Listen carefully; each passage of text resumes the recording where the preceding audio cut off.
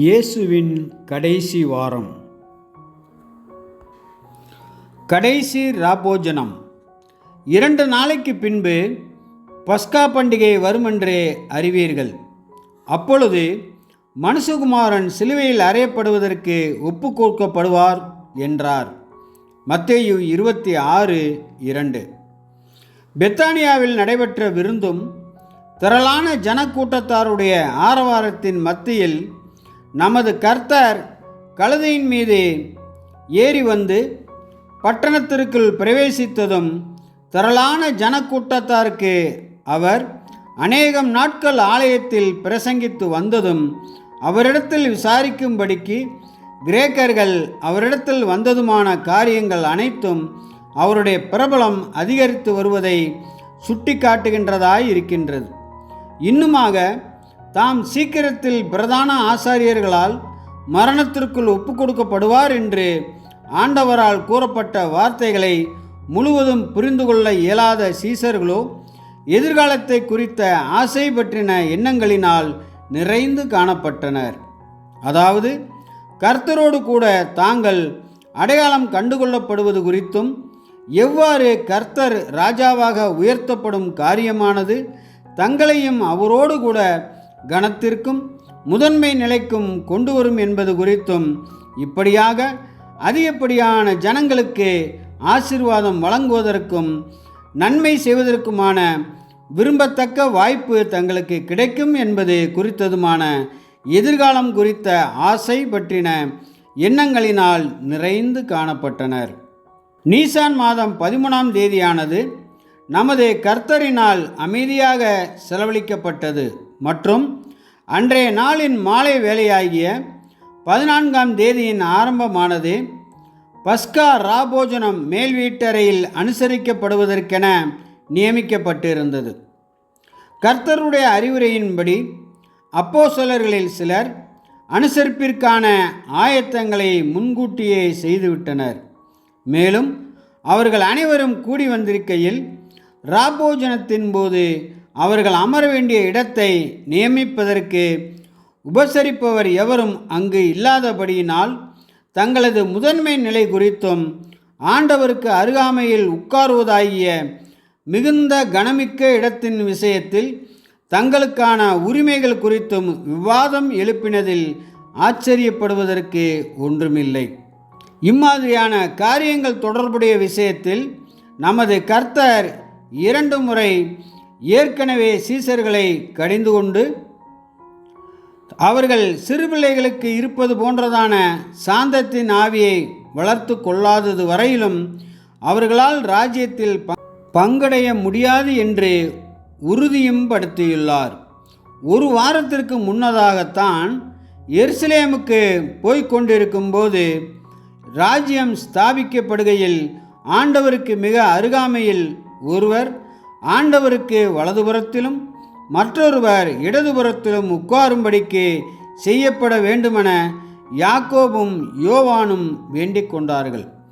இதே ஆவியே இப்பாடத்தின் சம்பவங்களிலும் அவர்களை ஆட்கொண்டிருந்து மற்றும் தாழ்மை பற்றியும் கனம் குறைந்த ஊழியங்களே கூட ஒருவருக்கொருவர் புரிந்திடுவதற்கான விருப்பம் பற்றியுமான படிப்பினையை புகட்டத்தக்கதாக சீசர்களுடைய பாதங்களை கழுவும்படிக்கு நமது கர்த்தரை வழிநடத்தியது. ரீபிரின்ஸ் நம்பர் 3542. வேலை வந்தபோது அவரும் அவருடனே கூட 12 அப்போஸ்தலரும் பந்தியிருந்தார்கள். அப்பொழுது அவர் அவர்களை நோக்கி, நான் பாடுபடுகிறதற்கு முன்னே உங்களுடனே கூட இந்த பஸ்காவை புசிக்க மிகவும் ஆசையாயிருந்தேன். லூக்கா 22:14-15. பஸ்கா இஸ்ரேலருடைய மிக முக்கியமான பயபக்திக்குரிய அனுசரிப்புகளில் ஒன்றாக இருந்தது மற்றும் இன்னமும் இருந்து வருகின்றது. இது நிழலான ஜனங்களுக்கென அவர்களுக்கு கொடுக்கப்பட்ட நியாயப்பிரமாணத்தினுடைய முதலாம் அம்சமாக காணப்பட்டது. இவ்வனுசரிப்பு நிறுவப்பட்ட விவரங்கள் யாத்திராகமம் 12ஆம் அதிகாரத்தில் விவரிக்கப்பட்டுள்ளது. பழுதற்ற ஓர் ஆட்டுக்குட்டி அடிக்கப்பட வேண்டும். அதன் இரத்தமானது வீட்டு வாசலினுடைய நிலைக்கால்களிலும் மேற்சட்டத்திலும் தெளிக்கப்படுகின்றது. மற்றும் இப்படியாக தெளிக்கப்பட்டுள்ள வீடுகளுக்குள் குடும்பத்தினர்கள் அந்த ஆட்டுக்குட்டியினுடைய மாம்சத்தை புளிப்பில்லாத அப்பத்துடனும் கசப்பான கீரையுடனும் புசித்தார்கள். யூதர்களுடைய 1ஆம் மாதத்தின் 14ஆம் தேதியின் அந்த ராத்திரியில் தெளிக்கப்பட்ட இரத்தத்தின் காரணமாகவும் ஆட்டுக்குட்டி புசிக்கப்பட்டதின் காரணமாகவும் இஸ்ரவேலின் முதற் பேரானவர்கள் கடந்து போகப்பட்டார்கள், அல்லது எகிப்தியரின் முதற் பேரானவர்கள் சந்தித்த மரணத்தின் வாதையினின்று தப்புவிக்கப்பட்டார்கள். இச்சம்பவத்தின் காரணமாகவும் மற்றும் அடுத்த நாளில் இஸ்ரவேலர்கள் எகிப்தின் அடிமைத்தனத்தினின்று சுதந்திரமடைந்து வெளியேறினதின் காரணமாகவும் தேவனுடைய கட்டளையின் பேரில் இஸ்ரவேலர்கள் ஒவ்வொரு வருடமும் அதன் ஆண்டு நிறைவு நாளில் அதை நினைவுகூர்ந்து ஆசரித்தார்கள். யாத்திராகமம் 12:14. இஸ்ரவேலர்கள் இந்த ஆசரிப்பினுடைய எழுத்துக்களை மாத்திரமே பார்த்தார்களே ஒழிய நிழலாகிய அதன் அர்த்தத்தை பார்க்கவில்லை. அப்போஸ்தலரை 1 கொரிந்தியர் 5:7 வசனத்தினுடைய வார்த்தைகளை எழுதும்படிக்கு ஏவி அனுசரிப்புக்குரிய அர்த்தத்திற்கான திறவுகோலை ஒருவேளை தேவனுடைய பரிசுத்த ஆவியானது நமக்கு கொடுக்கவில்லை எனில் நாமும் இஸ்ரவேலர்களைப் போலவே இருளில் காணப்பட்டிருப்போம். ஏனெனில் நம்முடைய பஸ்காவாகிய கிறிஸ்து நமக்காக பலியிடப்பட்டிருக்கிறாரே. ஆதலால் பண்டிகையை ஆசரிக்க கடவோம். 1 கொரிந்தியர் 5:7. இப்படியாக இக்காரியத்தின் மீது பரிசுத்த ஆவியானது நமது கவனத்தை கொண்டு வந்த பிற்பாடு, மேலும் தேவனுடைய ஆட்டுக்குட்டியாகிய இயேசுதான் பஸ்கா ஆட்டுக்குட்டியினுடைய நிஜம் என்பதையும், இஸ்ரவேலின் முதற் பேரானவர்களுக்கு நிழலான ஆட்டுக்குட்டியினுடைய மரணம் அவசியமாய் இருந்தது போன்று இயேசுவினுடைய மரணமானது முதற் பேரானவர்களாகிய சபை மரணத்திலிருந்து இரட்சிக்கப்படுவதற்கு அவசியமாய் இருக்கின்றது என்பதையும் தெளிவாய் காண்பிக்கக்கூடிய மற்ற வேத வாக்கியங்களையும் நாம் கண்டுபிடித்தோம். இப்படியாக பரிசுத்த ஆவியினால் வழிநடத்தப்பட்டு நாம் இப்பொழுது தம்முடைய சீசர்களுடன் கடைசி பஸ்காவை புசித்திட்ட இயேசுவின் வார்த்தைகளின் இடத்திற்கும் செயல்பாடுகளின் இடத்திற்கும் கடந்து வருகின்றோம். ரீப்ரின்ஸ் நம்பர் 839. அன்றியும் தங்களில் எவன் பெரியவனாய் இருப்பான் என்று அவர்களுக்குள்ளே வாக்குவாதம் உண்டாயிற்று. லூக்கா 22:24. யார் பெரியவன் என்ற இந்த பிரச்சனை மேல் வீட்டறையில் அவர்கள் விருந்தாளிகளாக அழைக்கப்படாமல் எல்லா வேலைகளையும் தாங்களாகவே செய்து கொள்ள வேண்டும் என்ற நிலையில் அவர்கள் காணப்பட்டதின் நிமித்தம் தோன்றியிருக்க வாய்ப்புகள் இருக்கலாம். அதாவது இச்சம்பவத்தன்று மாடியறை மாத்திரமே அவர்களுக்கு அளிக்கப்பட்டது. மேலும் அங்கு விருந்தளிப்பவர்கள் அவர்களுக்குள் இல்லாதபடியினால் பாதங்கள் கழுவப்படும் வழக்கத்திற்கு எவ்விதமான ஏற்பாடுகளும் அவர்களுக்கு அங்கு காணப்படவில்லை. மேலும் அப்பணி செய்யப்படவில்லை. பாதரட்சைகளை அணியும் வழக்கமுடைய கிழக்கத்திய நாடுகளில் பாதங்கள் கழுவப்படும் காரியமானது மரியாதை கொடுக்கும் விதமாக மாத்திரம் செய்யப்படாமல் அது அவசியமாய் செய்யப்பட வேண்டிய காரியமாக உள்ளது. ஏனெனில் அந்த நாடுகளின் வெப்பநிலை நிமித்தமும் மற்றும் பாதரட்சைகள் முழுவதும் பாதங்களை மூடிய நிலையில் காணப்படாமல் திறந்த நிலையில் காணப்படுவது நிமித்தமும் சாலைகளின் தூசிகள் பாதங்களில் படிந்து கொண்டிருப்பதினாலும் பிரயாணத்திலிருந்து வீடு திரும்பியவர்களின் பாதங்கள் கழுவப்படுவதன் மூலம் பாதங்களுக்கு ஆறுதல் அளிப்பது மிகவும் இன்றியமையாததாகவும் உள்ளது. 12 பேரில் யார் பெரியவன் மற்றும் இவர்களில் யார் மற்றவர்களுடைய பாதங்களை கழுவும் மதிப்பு குறைவான வேலையை செய்ய வேண்டும் என்று அவர்களுக்குள் எழும்பின கேள்வியானது அவர்களில் எவரும் பணிவிடைக்காரன் நிலையை எடுக்க விருப்பம் கொள்ளவில்லை என்ற அந்த உண்மையை வெளிப்படுத்துகின்றது. நமது கர்த்தர் அவர்களுடைய பிரச்சனையை தீர்த்து வைக்காமல் அல்லது அவர்களுக்குள் ஒருவனை இந்த மதிப்பு குறைவான வேலையை செய்யும்படிக்கு நியமிக்காமல் இவ்விதமாய் அவர்கள் சண்டையிட்டு கொள்ள அனுமதித்து விட்டார். அவர்களோ அக்காரியத்தை குறித்து சிந்திக்கும்படி அனுமதித்தார். அதாவது அக்காரியத்தை மீண்டும் சீர்தூக்கி பார்க்கவும் மனங்களை தாழ்த்தவும் அவர்களுக்கு நேரம் விட்டு கொடுத்தார். அவர்களோ வழக்கத்திற்கு மாறாக கழுவப்படாத பாதங்களுடன் ராபோஜனத்தை புசிக்கவும் ஆரம்பித்து விட்டார்கள். ரீபிரின்ஸ் நம்பர் 2449. தம்முடைய கையில் பிதா எல்லாவற்றையும் ஒப்பு கொடுத்தார் என்பதையும் தாம் தேவனிடத்திலிருந்து வந்ததையும் தேவனிடத்திற்கு போகிறதையும் இயேசு அறிந்து போஜனத்தை விட்டு எழுந்து வஸ்திரங்களை கலற்றி வைத்து ஒரு சீலையை எடுத்து அறையிலே கட்டிக்கொண்டு பின்பு பாத்திரத்தில் தண்ணீர் வார்த்து சீசர்களுடைய கால்களை கழுவவும் தாம் கட்டி கொண்டிருந்த சீலையினால் துடைக்கவும் தொடங்கினார். யோவான் 13:3-5. பின்னர் இயேசு எழுந்து நின்று தமது மேல் அங்கியை கலற்றி போட்டு ஒரு சீலையை எடுத்து அறையில் கட்டிக்கொண்டு ஒரு பாத்திரத்தையும் தண்ணீர் எடுக்க ஜாடியையும் எடுத்துக்கொண்டு தண்ணீர் ஊற்றி தமது சீசர்களின் பாதங்களை கழுவ ஆரம்பித்தார். பாத்திரத்தில் தண்ணீர் ஊற்றிவிட்ட பிற்பாடு பாதங்களை தண்ணீருக்குள் போட்டு கழுவுவது கிழக்கு பகுதிகளில் உள்ள வழக்கமாக இராமல் கழுவப்பட வேண்டிய பாதங்கள் மீது தண்ணீர் ஊற்றப்படுவதே வழக்கமாயிருந்தது. இவ்விதமாக ஒவ்வொருவருக்கும் கழுவுவதற்கு சுத்தமான தண்ணீர் காணப்படும். மேலும் தண்ணீரும் குறைவாகவே செலவழிகின்றது. ஏனெனில் நம் நாடுகளை காட்டிலும் கிழக்கே உள்ள நாடுகளில் தண்ணீர் மிகவும் தட்டுப்பாடு உடையதாகவும் விலையேற பெற்றதாகவும் கருதப்படுகின்றது.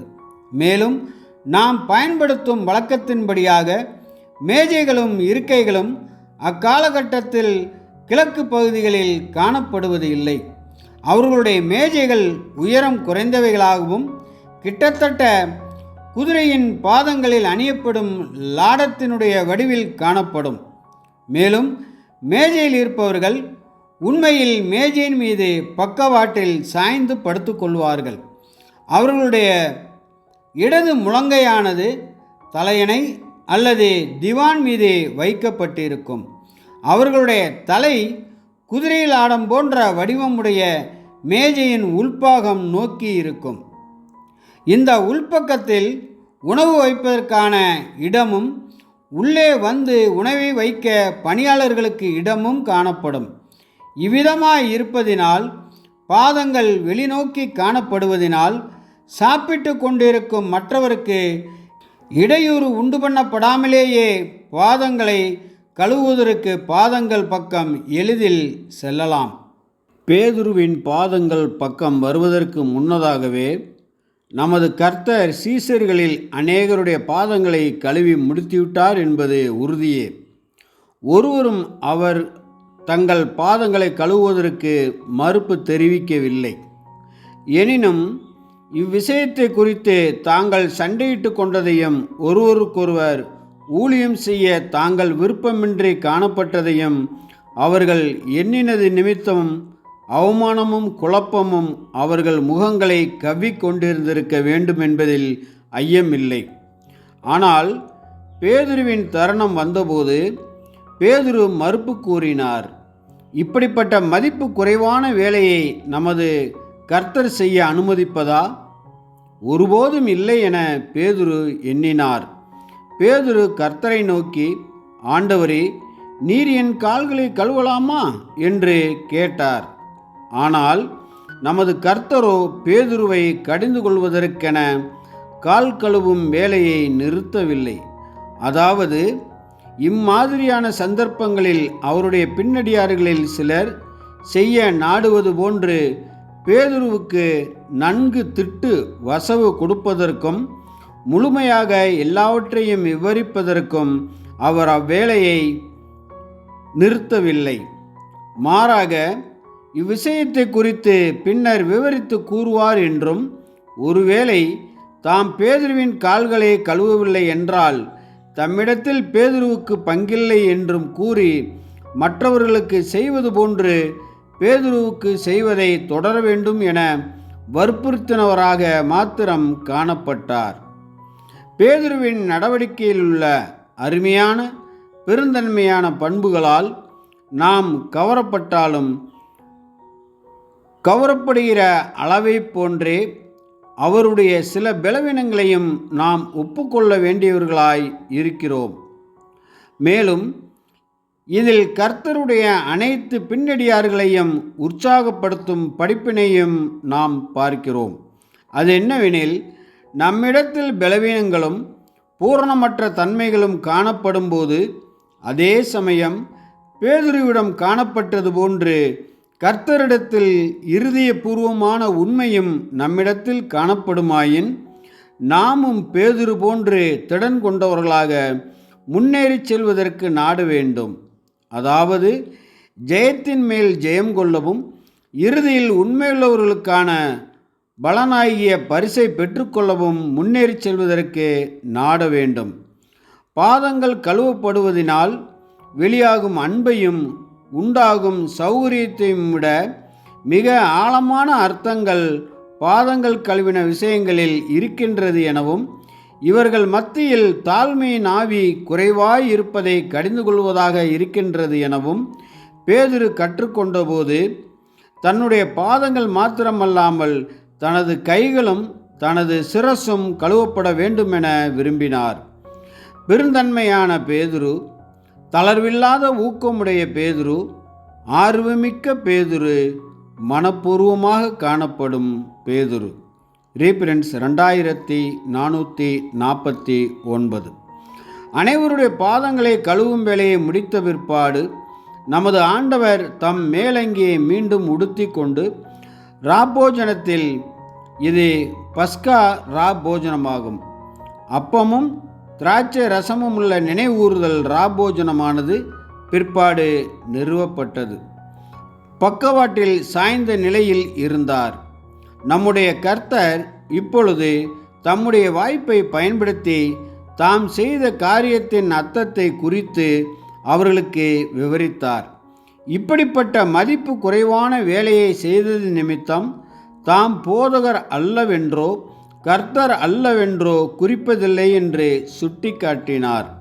கர்த்தரும் போதகருமாகிய நானே பிதாவின் குடும்பத்திலுள்ள சிறிய அங்கங்களுக்கு ஊழியம் செய்வதிலும் அவர்கள் அசௌகரியத்திற்கென ஆறுதலுக்கென மிகுந்த மதிப்பு குறைவான வேலையையும் செய்து கொடுப்பதிலும் விருப்பமற்ற நிலையில் காணப்படவில்லை என்பதே தமது செய்கையின் விளக்கம் என்றும், சீசர்களும் ஒருவருக்கொருவர் இப்படிப்பட்ட ஊழியங்களை செய்வதில் விருப்பமற்றவர்களாய் இராமல் மகிழ்ச்சியுடன் செய்பவர்களாக இருக்க வேண்டும் என்றும் சுட்டி காட்டினார். கர்த்தரை உண்மையாக பின்பற்றுகிற அனைவரும் கவனமாக செவி கொடுத்து எஜமானரின் சாந்தம், தாழ்மை மற்றும் அவரது சரீரத்தின் அங்கங்களுக்கு ஊழியம் செய்யும் ஆவியின் உண்மையான உதாரணத்தை சரியாக பின்பற்ற வேண்டும். ரீபரன்ஸ் 2250. ஆண்டவரும் போதகருமாகிய நானே உங்கள் கால்களை கழுவினதுண்டானால் நீங்களும் ஒருவருடைய கால்களை ஒருவர் கழுவக் கடவீர்கள். நான் உங்களுக்கு செய்தது போல நீங்களும் செய்யும்படி உங்களுக்கு மாதிரியை காண்பித்தேன். யோவான் 13:14-15. அவரது அன்பின் காரணமாகவே அவர் தமது மகிமையை துறந்து மனுஷரானார். அவரது அன்பின் காரணமாகவே அவர் தம்மை மனிதனாகிய கிறிஸ்து இயேசுவாக அர்ப்பணம் பண்ணினார். அவரது அன்பின் காரணமாகவே அவர் தம்முடைய அருமையான சீசர்களுக்கு ஓர் இடர்பாட்டில் உதவிடுவதற்கு ஆவல் உள்ளவராய் இருந்தார். ஒருவேளை அவர்கள் இந்த இடர்பாட்டை மேற்கொள்ளவில்லை என்றால் அவர்கள் அவருடைய பின்னடியார்கள் என தற்காலத்திலும் எதிர்காலத்திலும் பயன்படுத்தப்பட முடியாது. இந்த அன்பானது நமது கர்த்தரை அவசியமான கண்டிப்பை கொடுப்பதற்கு மாத்திரம் வழிநடத்திடாமல் இன்னுமாக அந்த கண்டிப்பை ஞானமான சிறந்த மற்றும் அன்பான விதத்திலும் கொடுப்பதற்கும் அவரை வழிநடத்தியது. போஜனம் பரிமாறப்படுவது வரையிலும் கர்த்தர் காத்திருந்தார். போஜனம் பண்ணி முடித்த பிறகு அல்ல, மாறாக பரிமாறி முடிவது வரையிலும் கர்த்தர் காத்திருந்தார். பின்னர் கர்த்தர் பந்தியை விட்டெழுந்து மேல் வஸ்திரங்களை கலற்றி வைத்து ஒரு சீலையை எடுத்து அறையிலே கட்டி கொண்டார். அதாவது உள் வஸ்திரங்கள் வேலை புரியும் போது இடையூறாக இராதபடிக்கு அறையிலே கட்டிக்கொள்ளும் கச்சையை இறுக்கமாக்கி கொண்டார். இப்படியாக கர்த்தர் செய்வதையும் படுக்கையிலிருந்து நீட்டிக்கொண்டு காணப்படும் அப்போஸ்தலர்களின் பாதங்களினிடத்திற்கு ஒன்றன்பின் ஒன்றாக கர்த்தர் கடந்து போவதையும் அப்போஸ்தலர்கள் கவனித்தபோது அவர்கள் திகைத்து போயிருப்பதை நம்மால் நன்கு கற்பனை செய்து பார்க்க முடிகின்றது. நமது கர்த்தர் செய்திட்ட காரியத்து நிமித்தம் அப்போஸ்தலர் மிகவும் ஆச்சரியமடைந்திருந்தனர் என்பதில் உறுதியே. மற்றும் அவரது செய்கை அளித்திட்ட கண்டனத்தை அவர்கள் உணர்ந்து கொண்டபடியால் என்ன சொல்ல வேண்டுமென்று அறியாமல் இருந்தனர். ஆகவே பேதுருவின் பாதங்களை கர்த்தர் கழுவ வருவது வரையிலும் அமைதியே நிலவியது. ஆண்டவரே, நீர் என் கால்களை கழுவலாமா என்று கூறி கர்த்தர் தமது பாதங்களை கழுவுவதற்கு பேதுரு மறுப்பு தெரிவித்தார். அதாவது, ஆண்டவரே, மிகவும் பெரியவரான நீர் ஏழை மீனவனாகிய எனக்கு பணிவிடை புரிவது சரியல்ல என்ற விதத்தில் பேதுரு கூறினார். ஆனால் நமது கர்த்தரோ இந்த காரியத்தை குறித்து பேதுரு முழுமையாக புரிந்து கொள்ளவில்லை என்றாலும் தாம் அனைவருடைய பாதங்களையும் கழுவின பிற்பாடு இக்காரியத்தை பேதுருவுக்கு விளக்குவதாக பதிலளித்தார். சிறியவன் ஆகி விடுவோமோ என்ற அவர்களுடைய அச்சத்தின் காரணமாகவே அங்கிருந்த சீசர்கள் அனைவரும் போதகருக்கும் மற்றும் ஒருவர் இன்னொருவருக்கும் பணிவிடை புரிவதற்கான வாய்ப்பினை தட்டி கழித்து விட்டனர். அவர்களால் அங்கீகரிக்கப்பட்ட தலையும் எஜமானருமான மேசியாவாகிய நமது கர்த்தர் அவர்கள் அனைவருக்கும் பணிவிடை புரியத்தக்கதாக தம்மையே தாழ்த்தினார். மற்றும் இவ்வாறாக அவர்களிடத்தில் காணப்பட்ட தாழ்மையின்மையை கடிந்து கொண்டார். மற்றும் அதே வேளையில் ஜீவியத்தின் சகல காரியங்களுக்கும் பொருந்தக்கூடிய ஒரு மாதிரியை அவர்களுக்கு முன்னாக வைத்தார். அதாவது ஜீவியத்தின் உயர்வான காரியங்களிலோ அல்லது சாதாரணமான காரியங்களிலோ எப்போதும் ஒருவருக்கொருவர் பணிவிடை புரிந்திட அவர்கள் மகிழ்ச்சியுடன் காணப்பட வேண்டும் என்பதற்கான மாதிரியை முன்வைத்தார். ஒருவருடைய பாதங்களை ஒருவர் கழுவுதல் என்பது ஜீவியத்தில் சகல மற்றும் எந்த எளிமையான கனமற்ற ஊழியங்களுக்கும் சகல மற்றும் எந்த இரக்கத்தின் பாராட்டுதலுக்கும் பொருந்துகின்றதாய் இருக்கின்றது. அதிலும் விசேஷமாக ஆவிக்குரிய உதவி மற்றும் ஆறுதல் அளிப்பது தொடர்புடைய விஷயங்களுக்கும் இரக்கம் பாராட்டுதலுக்கும் பொருந்துகின்றதாய் இருக்கின்றது. மிக குறைந்த முக்கியத்துவம் அல்லது முதன்மை நிலை கூட மிகுந்த மனத்தாழ்மையுடன் இணைக்கப்படாவிட்டால் ஆபத்தான கன்னியாக மாறக்கூடும் எனும் விஷயத்தை அப்போஸ்தலர்கள் உணராதிருந்தார்கள். ஆனால் அதை கர்த்தர் உணர்ந்திருந்தார். எனவேதான் சீசர்களுக்கு, குறிப்பாக பேதுருவுக்கு சுயத்தை உயர்த்தி கொள்வதற்கும் முன்னுரிமைக்கான லட்சியத்திற்கும் எதிரான எச்சரிக்கை அளிக்கப்பட்டது. இந்த எச்சரிக்கையின் பாடமானது ஒரு பொருத்தமான எடுத்துக்காட்டு மூலம் கற்பிக்கப்பட்டது. அவர்களுடைய ஆண்டவரும் போதகருமான இயேசுவே அவர்களுடைய பாதங்களை கழுவும் மிக தாழ்மையான சேவையை அவர்களுக்கு செய்கிறார். லூக்கா 22:1, லூக்கா 22:24, யோவான் 13:1, யோவான் 13:13 முதல் 17 ஒப்பிடவும்.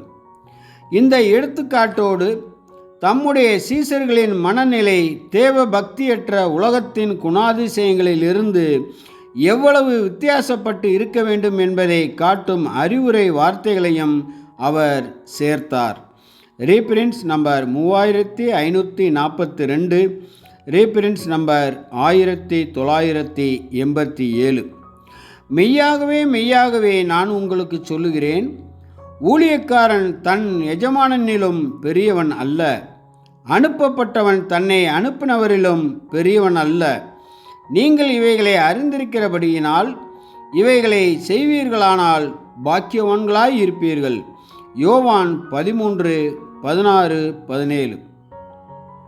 நீங்கள் இஸ்ரவேல் சபையார் யாவரையும் நோக்கி, இந்த மாதம் 10ஆம் தேதியில் வீட்டு தலைவர்கள் வீட்டுக்கு ஒரு ஆட்டுக்குட்டியாக ஒவ்வொருவரும் ஒவ்வொரு ஆட்டுக்குட்டியை தெரிந்து கொள்ள கடவர்கள். அந்த ஆட்டுக்குட்டி பழுதற்றதும் ஆணும் 1 வயதுள்ளதுமாய் இருக்க வேண்டும். செம்மறி ஆடுகளிலாவது வெள்ளாடுகளிலாவது அதை தெரிந்து கொள்ளலாம். யாத்ராகமம் 12:3-5.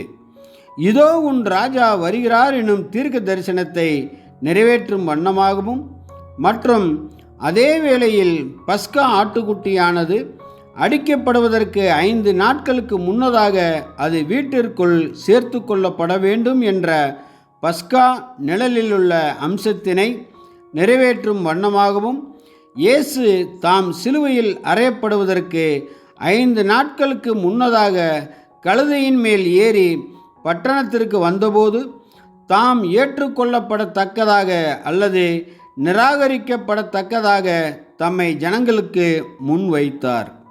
மத்தேயு 21:4, யாத்ராகமம் 12:3. பஸ்கா பண்டிகை வர 6 நாளைக்கு முன்னே இயேசு பெத்தானியாவுக்கு வந்தார். மறுநாளிலே இயேசு எருசலேமுக்கு வருகிறார் என்று பண்டிகைக்கு வந்த திரளான ஜனங்கள் கேள்விப்பட்டு அவரை சந்திக்க சென்றனர் என்று நாம் வாசிக்கிற பிரகாரமாக பஸ்காவிற்கு 5 நாட்களுக்கு முன்னதாக இயேசு தம்மை இறுதியாக இஸ்ரேல் ஜாதியாருக்கு அல்லது வீட்டாருக்கு முன்வைத்தார். யோவான் 12:1-12-13. அவர்களது ராஜா கழுதைக்குட்டியின் மீது ஏறி அவர்களிடத்தில் வந்தார். அவரோ அவர்களுக்காக கண்ணீர் விட்டு, இதோ உங்கள் வீடு உங்களுக்கு பாழாக்கி விடப்படும், கர்த்தருடைய நாமத்தினாலே வருகிறவர் ஸ்தோத்தரிக்கப்பட்டவர் என்று நீங்கள் சொல்லும் அளவும் இது முதல் என்னை காணாதிருப்பீர்கள் என்று கூறினார். மத்தேயு 23:38-39. முன்பு ஒருவரும் கடந்து செல்லாத இடுக்கமான வழியில் இயேசு தனிமையாக கடந்து செல்லுகையில் நமக்கான முன்னோடியாகவும் தலைவராகவும் அவர் இவ்வழியில் தனிமையாக கடந்து செல்லுகையில் அவரது இருதயமானது சில சமயங்களில் மரணத்திற்கு ஏதுவாக மிகவும் துக்கம் அடைந்ததில் ஆச்சரியம் அடைவதற்கு ஒன்றுமில்லை. வேலை வந்தபோது அவரும் அவருடனே கூட 12 அப்போஸ்தலரும் பந்தியிருந்தார்கள். அப்பொழுது அவர் அவர்களை நோக்கி, நான் பாடுபடுகிறதற்கு முன்னே உங்களுடனே கூட இந்த பஸ்காவை புசிக்க மிகவும் ஆசையாயிருந்தேன். தேவனுடைய ராஜ்யத்திலே இது நிறைவேறும் அளவும் நான் இனி இதை புசிப்பதில்லை என்று உங்களுக்கு சொல்லுகிறேன் என்று சொன்னார். லூக்கா 22:14-16 வரை. உண்மையான ஆட்டுக்குட்டி அன்றைய தினமே இன்னும் கொஞ்ச நேரம் கழித்து அடிக்கப்படுவதன் மூலமாக எப்படி பஸ்காவின் காரியம் நிறைவேற ஆரம்பிக்கும் என்பதை சீசர்கள் புரிந்து கொள்ள வேண்டுமென இயேசு ஆசையாயிருந்தார். ரீப்ரின்ஸ் நம்பர் 839. குற்றமில்லாத மாசற்ற ஆட்டுக்குட்டியாகிய கிறிஸ்துவின் விலையேறப்பெற்ற இரத்தத்தினாலே மீட்கப்பட்டீர்கள் என்று அறிந்திருக்கிறீர்கள். அவர் உலகத் தோற்றத்திற்கு முன்னே குறிக்கப்பட்டவராயிருந்து தமது மூலமாய் தேவன் மேல் விசுவாசமாயிருக்கிற உங்களுக்காக இந்த கடைசி காலங்களில் வெளிப்பட்டார். 1 பேதுரு 1:19-20. ஏனெனில் நம்முடைய பஸ்காவாகிய கிறிஸ்து நமக்காக பலியிடப்பட்டிருக்கிறாரே. 1 கொரிந்தியர் 5:7. நமது கர்த்தராகிய இயேசு தாம் தான் பஸ்கா ஆட்டுக்குட்டி என்று முழுமையாக அடையாளம் கண்டுகொண்டார். அவர் காட்டிக் கொடுக்கப்பட்ட அதே ராத்திரியில் சிலுவையில் அறையப்படுவதற்கு முன்னதாக அவர் தம்முடைய சீசர்களுடன் மேல் வீட்டு அறையில் கூடி நான் பாடுபடுகிறதற்கு முன்னே உங்களுடனே கூட இந்த பஸ்காவை புசிக்க மிகவும் ஆசையாயிருந்தேன் என்றார். அவர்கள் யூதர்களாக காணப்பட்டபடியால் நிழலான இப்பிரபஞ்சத்தின் அதிபதியிடமிருந்து நிழலான முதற் பேரானவர்கள் காப்பாற்றப்பட்டதற்காக அந்த இரவில் அவர்கள் பஸ்கா ராபோஜனத்தை புசிப்பது அவசியமாய் இருந்தது. மேலும் நிழலின் விஷயங்கள் நிறைவடைந்தவுடன் நமது கர்த்தர் பழையவைகளின் மீதே புதிய நினைவூறுதலை ஏற்படுத்தி என்னை நினைவுகூறும்படி பஸ்கா காலத்திற்கான நினைவூறுதலை வருடந்தோறும் இதை செய்யுங்கள் என்றார். 1 கொரிந்தியர் 11:24-25. ஆனால் தன்னை தேவனுடைய திட்டத்தில் உலகத் தோற்றத்திற்கு முன்னே அடிக்கப்பட்ட தேவ ஆட்டுக்குட்டியாகவும் உலகின் இரட்சிப்பின் விலைக்கிரயமாக நான் எனது ஜீவனை கொடுக்கப் போவதையும் அறிந்த நீங்கள் மற்றவர்களால் உணரப்படாத விதத்தில் இந்த பஸ்கா காலத்தை சிறப்பானதாக புனிதமானதாக கருதுவீர்கள். இது முதல் நீங்கள் இந்த நிழலை ஆசரிக்க மாட்டீர்கள், ஆனால் நிஜத்தை நினைவு கூறுவீர்கள். ஏனெனில் நான் தேவ ஆட்டுக்குட்டியாக மரிக்க இருக்கிறேன் என்ற விதத்தில் கூறினார். ரீப்ரின்ஸ் நம்பர் 5640. அப்பொழுது பிரதான ஆசாரியரும் வேதபாரகரும் ஜனத்தின் மூப்பரும் காய்பா எண்ணப்பட்ட பிரதான ஆசாரியனுடைய அரண்மனையிலே கூடி வந்து இயேசுவை தந்திரமாக பிடித்து கொலை செய்யும்படி ஆலோசனை பண்ணினார்கள். மத்தேயு 26:3-4. நமது கர்த்தர் ஆக்கினைக்குள்ளாக தீர்க்கப்பட்ட போது காய்பா என்பவன் பிரதான ஆசாரியனின் ஸ்தானத்தில் காணப்பட்டான். இந்த காய்பா என்பவன்தான் ஜனங்கள் எல்லாரும் கெட்டு போகாதபடிக்கு ஒரே மனுஷன் ஜனங்களுக்காக மரிப்பது நமக்கு நலமாயிருக்கும் என்று முன்கூட்டியே அறிவித்தவனாகவும் இருந்தான். மேலும் இவ்விஷயமானது தேவன் எப்படி சில சமயம் பொல்லாத மனுஷர்களின் எண்ணங்கள் மற்றும் நோக்கங்களை பயன்படுத்தி ஆழமான தீர்க்கதரிசன சத்தியங்களை வெளிப்படுத்துகின்றார் என்பதற்கு உதாரணமாகவும் அமைகின்றது. யோவான் 11:50, 18-14. நாசரேத்து ஊரைச் சேர்ந்த இயேசுவின் மீதான ஜனங்களின் பிரியம் வளர்ந்து கொண்டு வருவதை காய்பா உணர்ந்து கொண்டவனாக காணப்பட்டான்.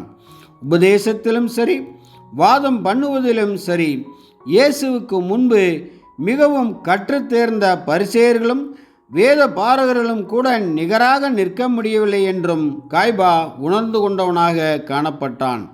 இன்னுமாக இயேசுவின் போதனைகள் காய்பாயினுடையதற்கும் யூதா மார்க்கத்தின் பொதுவான பாரம்பரிய நம்பிக்கைகளுக்கும் மிகவும் எதிராக காணப்பட்டபடியால் இயேசுவின் போதனைகள் ஏற்றுக்கொள்ளப்படுவது என்பது மத ரீதியான புரட்சிக்கு நேராக வழிவகுத்துவிடும் என்றும் காய்பா உணர்ந்து கொண்டவனாக காணப்பட்டான். இப்படியாக புரட்சி நடக்கும் பட்சத்தில் ரோமர்களுக்கு முன்பு தங்கள் தேசத்திற்கு காணப்படும் மரியாதை போய்விடும் என்றும் ஒப்பந்தத்தின்படி தங்களிடத்தில் ஒப்புவிக்கப்பட்டுள்ள சகல உரிமைகளும் சிலாக்கியங்களும் கூட ரத்து செய்யப்பட்டுவிடும் என்றும் காய்பா உணர்ந்து கொண்டான். காய்பாவை பொறுத்தமட்டில் அவனுடைய மனதில் இயேசுவுக்கான தீர்ப்பை அவன் ஏற்கனவே நிர்ணயித்து கொண்டான்.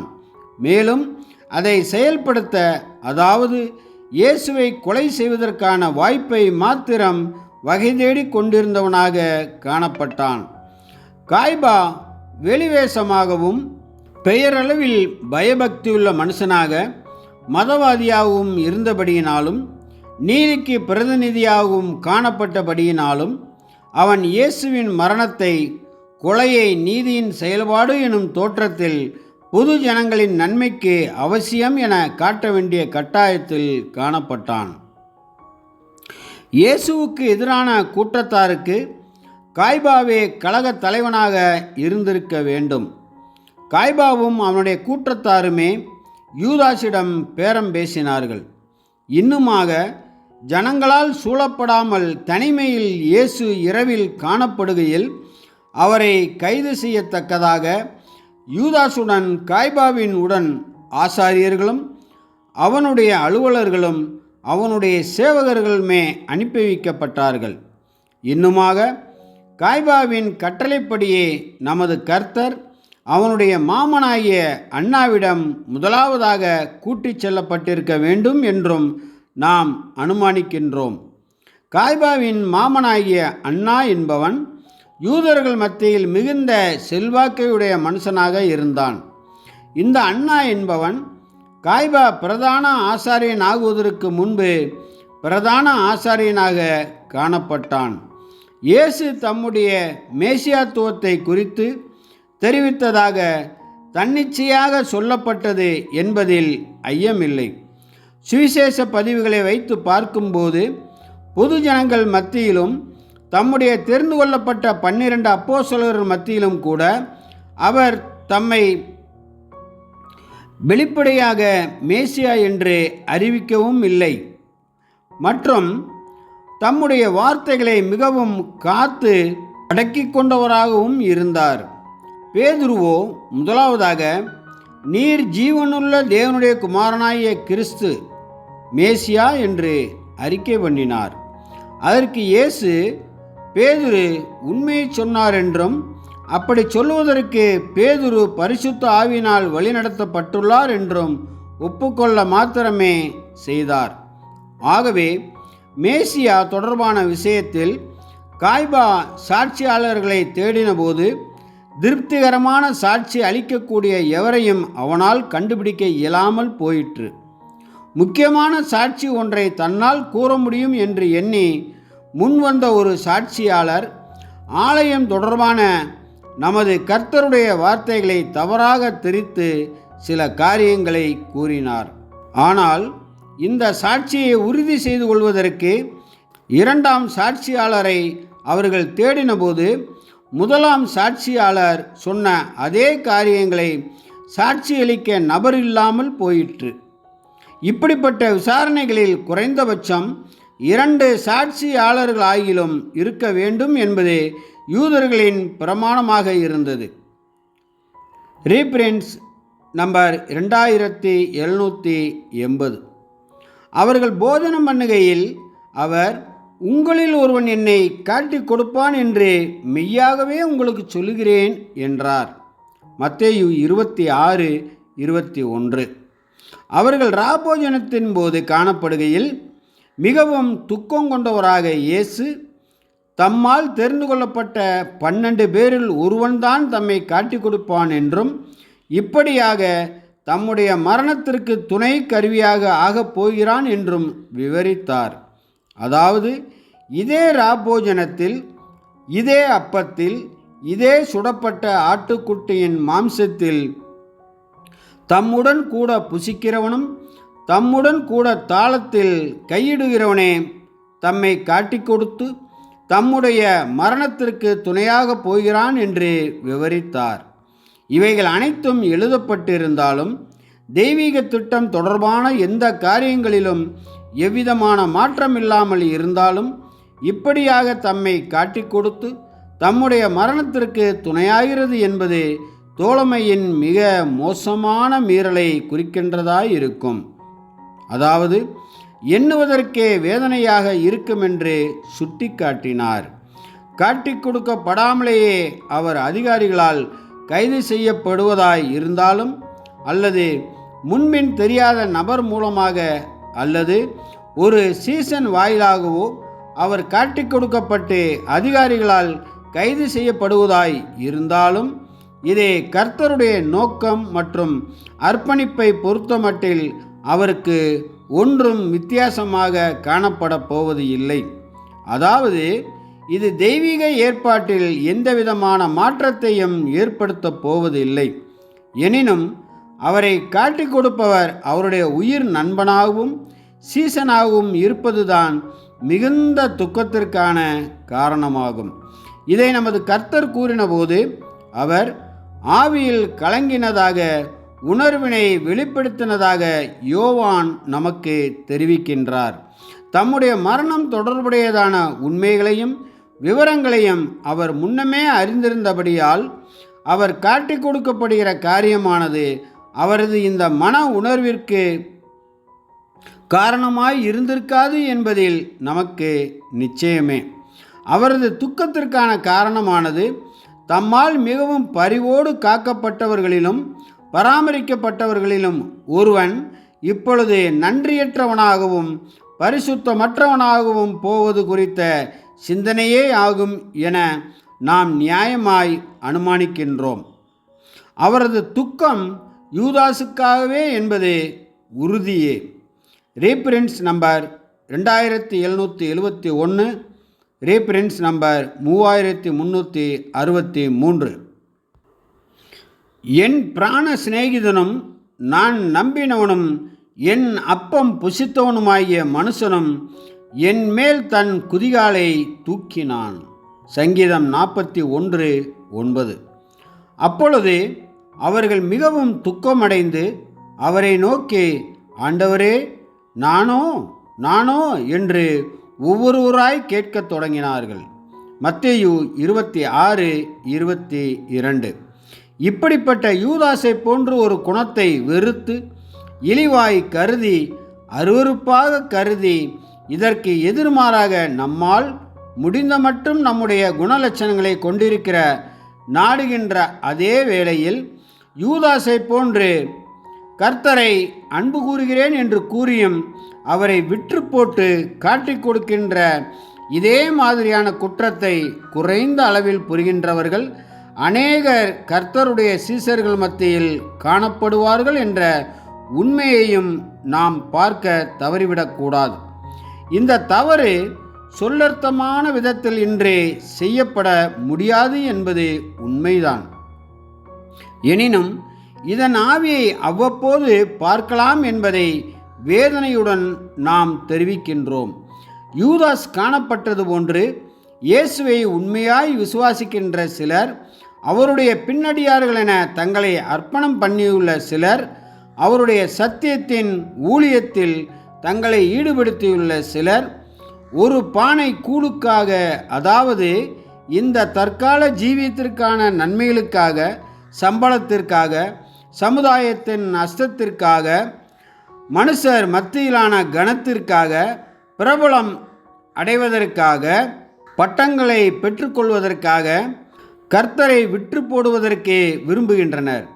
யூதாசை போன்று தங்களுடைய உதடுகளை கூட விற்று போடுவதற்கே விரும்புகின்றனர். ஆகவே கர்த்தரை கனப்படுத்துகின்றோம் என்றும் கர்த்தருக்காக ஊழியம் புரிகின்றோம் என்றும் அறிக்கை பண்ணி கொண்டிருந்தும் தேவனுடைய குணலட்சணத்தையும் அவருடைய திட்டத்தையும் அவருடைய வார்த்தைகளையும் தவறாய் காட்டுகின்றவர்களுடன் சேர்ந்து கொள்ள விரும்புகின்றனர்.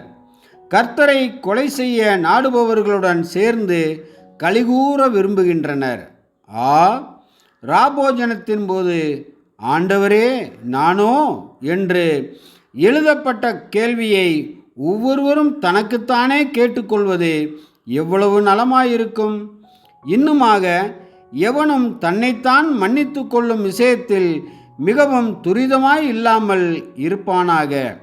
ஆனால் ஒவ்வொருவனும் தான் எந்த விதத்திலாயிலும் சத்தியத்தையும் ஜீவியத்தையும் எதற்காகவும் விற்று போட்டு விடாதபடிக்கு தன்னுடைய சொந்த இருதயத்தையும் ஜீவியத்தையும் நடத்தையும் உண்மையாய் ஆராய்ந்து தேடி பார்ப்பானாக. ரீப்ரின்ஸ் நம்பர் 2778. இயேசு பிரதியுத்தரமாக, நான் இந்த துணிக்கையை தோய்த்து எவனுக்கு கொடுப்பேனோ அவன்தான் என்று சொல்லி துணிக்கையை தோய்த்து சீமோன் குமாரனாகிய யூதாஸ்காரியத்துக்கு கொடுத்தார். அந்த துணிக்கையை அவன் வாங்கின பின்பு சாத்தான் அவனுக்குள் புகுந்தான். அப்பொழுது இயேசு அவனை நோக்கி, நீ செய்கிறதை சீக்கிரமாய் செய் என்றார். அவன் அந்த துணிக்கையை வாங்கினவுடனே புறப்பட்டு போனான். அப்பொழுது காலமாய் இருந்தது. யோவான் 13:26-27-30. பிள்ளைகளே, இன்னும் கொஞ்ச காலம் நான் உங்களுடனே கூட இருப்பேன். நீங்கள் என்னை தேடுவீர்கள். ஆனாலும் நான் போகிற இடத்துக்கு நீங்கள் வரக்கூடாதென்று நான் யூதரோடே சொன்னது போல இப்பொழுது உங்களோடும் சொல்லுகின்றேன். நீங்கள் ஒருவரிலொருவர் அன்பாயிருங்கள்.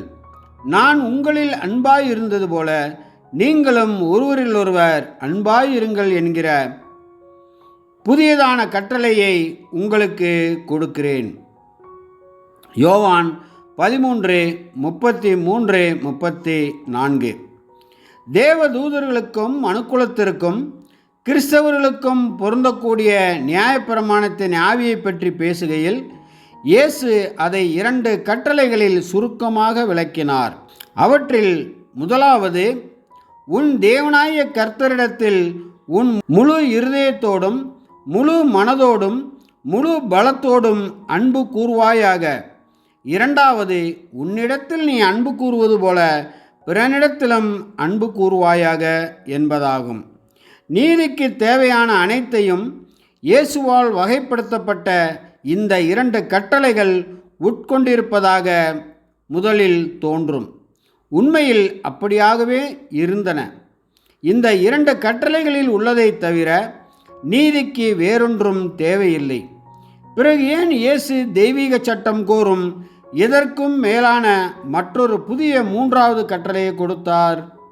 இந்த 3வது கட்டளை இயேசுவின் சீசர்களாக மாறுபவர்களை தவிர வேறு யாருக்கும் பொருந்தாது என்று நாங்கள் பதிலளிக்கிறோம். இந்த 3வது கட்டளையை பிதா இயேசுவின் மீது சுமத்தவில்லை. அவர் தாமாகவே முன்வந்து இந்த நிபந்தனைகளை தம்மேல் ஏற்றிக்கொண்டு, மேலும் எந்த ஒரு சட்டமும் நியாயமாக கோர முடியாத ஒரு விஷயமாயிருக்கும் தனது ஜீவனையே பலியாக செலுத்திவிட்டார். இக்காரியத்தை இயேசுவுக்கு ஒரு கட்டளை எனும் விதத்தில் கொடுத்து அதை அவர் செய்ய வேண்டும் என்று பிதா கோராமல், மாறாக பலியின் உடன்படிக்கைக்குள் நுழையும் பரிசுத்தவானுக்கு கனம், மகிமை, அழியாமை, தெய்வீக சுபாவம் மற்றும் மேசியாவின் ராஜ்யம் ஆகியவற்றை அவர் வாக்குத்தத்தம் பண்ணியுள்ளார் எனும் விதத்தில்தான் கூறினார். நம்முடைய கர்த்தரால் இங்கே கொடுக்கப்பட்ட புதிய கட்டளை பிதாவின் கட்டளை அல்ல.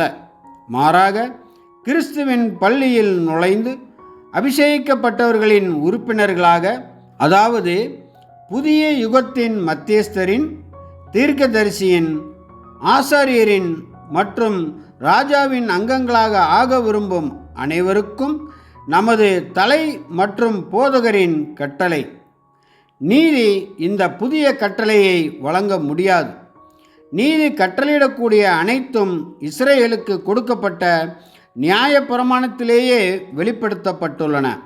அதாவது தேவன் மீது உயர்ந்த அன்பு மற்றும் தன்னை போலவே தன் அயலானையும் அன்பு கூற வேண்டும் என்ற பிரமாணங்களிலேயே வெளிப்படுத்தப்பட்டுள்ளது. கர்த்தர் கொடுத்த இந்த புதிய கட்டளை இந்த சுவிசேஷ யுகத்தின் திருச்சபைக்கு மட்டுமே பொருந்தும்.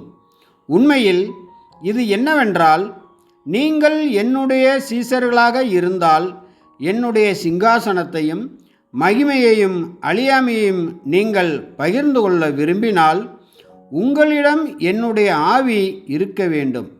நீங்கள் நியாயப்பிரமாணத்தை விட அதிகமாக செய்ய வேண்டும். நீதியை விட நீங்கள் அதிகமாக இருக்க வேண்டும். நீங்கள் சுயத்தை பழி செலுத்தக்கூடியவர்களாக இருக்க வேண்டும். நீங்கள் என் மகிமையை பகிர்ந்து கொள்ள விரும்பினால் நான் உங்களில் அன்பாயிருக்கிறது போல நீங்களும் ஒருவரிலொருவர் அன்பு கூறுங்கள் என்று கட்டளையிடுகிறேன். யோவான் 15:12. உங்களுக்காக என் ஜீவனையே தியாகம் செய்யும் அளவுக்கு நான் உங்களை நேசித்தேன். நீங்கள் இதே ஆவியை உடையவராக இருக்க வேண்டும் மற்றும் சுயத்தை பலியிடுவதில் என்னுடன் சேர வேண்டும். இல்லையெனில் நீங்கள் என் சீசர்களாக இருக்க முடியாது, என் மகிமையில் பங்கு கொள்ள முடியாது மற்றும் இஸ்ரேல் மற்றும் மனுக்குலத்தின் ஆசீர்வாதத்திற்காக மத்தியஸ்தராக எனது பணியில் பங்கேற்க முடியாது. ஒருவன் என் பின்னே வர விரும்பினால் அவன் தன்னைத்தான் வெறுத்து தன் சிலுவையை எடுத்துக்கொண்டு என்னை பின்பற்ற கடவன். நான் எங்கே இருக்கிறேனோ அங்கே என் சீசனும் இருப்பான். என்னுடைய சீசர்கள் என்னுடன் மரிக்க வேண்டும் என்கிற இரட்சகரின் வார்த்தையின் அர்த்தத்தை நிச்சயமாக எவரும் சந்தேகிக்க முடியாது. ரீப்ரின்ஸ் நம்பர் 5947 மற்றும் ரீப்ரின்ஸ் நம்பர் 4549. சீமோன் பேதுரு அவரை நோக்கி, ஆண்டவரே, நீர் எங்கே போகிறீர் என்றான். இயேசு அவனுக்கு பிரதியுத்தரமாக, நான் போகிற இடத்துக்கு இப்பொழுது நீ என் பின்னே வரக்கூடாது, பிற்பாடு என் பின்னே வருவாய் என்றார். பேதுரு அவரை நோக்கி, ஆண்டவரே, நான் இப்பொழுது உமக்கு பின்னே ஏன் வரக்கூடாது? உமக்காக என் ஜீவனையும் கொடுப்பேன் என்றான். யோவான் 13:36-37. பேதுரு மற்றவர்களை விட சற்று தன்னை உயர்த்தினவராகவும் தன்னம்பிக்கை கொண்டவராகவும் உணரும்போது சில மணி நேரங்களில் எவ்வளவு பெரிய சோதனை அவரது குணாதிசயத்தை சோதிக்கும் என்பதை சற்று குறைவாகவே அறிந்தவராக இருந்தார். மற்ற சீசர்களும் தாங்கள் இருந்த முக்கியமான சூழ்நிலையின் தீவிரம் புரிந்து கொள்ளவில்லை. ஆனால் கர்த்தரோ அதை முழுமையாக உணர்ந்து அதற்கு அவர்களை தயார்படுத்த முயற்சி செய்தார். சீமோனே, சீமோனே, இதோ கோதுமையை சுலகினால் புடைக்கிறது போல சாத்தான் உங்களை புடைக்கிறதற்கு உத்தரவு கேட்டுக்கொண்டான். நானோ உன் விசுவாசம் ஒளிந்து போகாதபடிக்கு உனக்காக வேண்டிக் கொண்டேன். நீ குணப்பட்ட பின்பு உன் சகோதரரை ஸ்திரப்படுத்து என்றார். லூக்கா 22:31-32. மற்ற சகோதரர்களுக்கும் பலப்படுத்துதல் தேவையாகவே இருந்தது மற்றும் பேதுருவின் நம்பிக்கை மற்றும் தீவிர பக்தி மற்றும் வழிநடத்தக்கூடியதான குணாதிசயங்கள் அவர்களுக்கு சிறந்த ஊழியமாக அல்லது சேவையாக இருக்கும். ஆனால் பேதுரு சரியான இருதய நிலைமைக்குள் முதலாவதாக வராத வரையிலும் அவரால் மற்றவர்களுக்கு ஊழியம் செய்ய முடியாது. மேலும் பேதுரு இன்னும் தன்னுடைய பலவீனத்தையும் தேவையையும் அறியாமல் உணராமல் அன்பான விசுவாசத்தால் நிறைந்து கர்த்தரிடம் இவ்வாறு பதிலளித்தார். ஆண்டவரே, காவலிலும் சாவிலும் உம்மை பின்பற்றி வர ஆயத்தமாயிருக்கிறேன் என்றான். இயேசு அவருடைய பலவீனத்தை அறிந்து அவர் அவனை நோக்கி, பேதுருவே, இன்றைக்கு சேவல் கூவுகிறதற்கு முன்னே நீ என்னை அறிந்திருக்கிறதை 3 தரம் மறுதலிப்பாய் என்று உனக்கு சொல்லுகிறேன் என்றார். அது அப்படியாகவே நடந்தது. சோதனை மிகவும் பெரியதாக இருந்ததால் சீசர்கள் எல்லாரும் கலங்கி கர்த்தரிடத்தில் அன்பாயிருந்தும் பயந்ததினால் அவரை விட்டு ஓடிப்போனார்கள். மத்தேயு 26:56. பேதுரு இயேசுவை விட்டு விலக மனதில்லாமல் தூரத்திலிருந்தே பின்தொடர்ந்தார். ஆனால் கொஞ்சம் கொஞ்சமாக அவரது பயம் அவரது பக்தியை வென்றுவிட்டது. அதனால் அவரை நான் அறியேன் என்று வெளிப்படையாக மறுதலித்தார். கர்த்தரின் ஜெபமும் எச்சரிப்பும் பேதுருவுக்கு எவ்வளவு தேவைப்பட்டதையும் அவர் தேவையை கர்த்தர் எவ்வளவு கிருபையுடன் கவனித்தார் என்பதையும் எளிதில் புரிந்து கொள்ளலாம்.